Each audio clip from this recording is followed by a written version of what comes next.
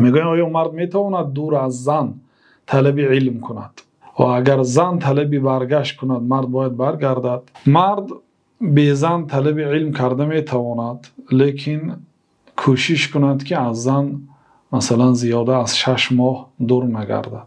این یک. دومینش و بهترینش این است که همسر خود را به طلب علم همراه گیرید. چقدر علما در تاریخشان نوشتند که از آن روزی که خانه‌دار شدم به علمم الله سبحانه و تعالی برکت داد.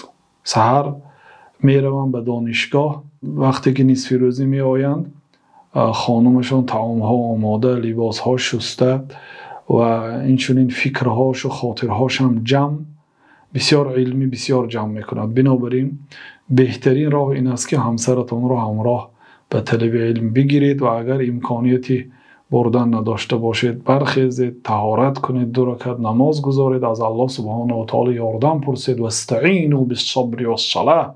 شما از الله تعالی با صبر و با نماز یاری طلب کنید، دعا کنید.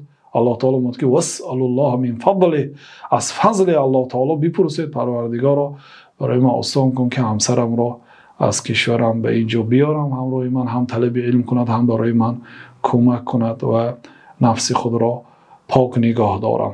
گفته دعا کنید و استغفار گویید، استغفر الله تو بله، استغفر الله تو بله، هزارها مراتب تا اون دمی که مشکلی شما برایتان آسان گردد. والله اعلم.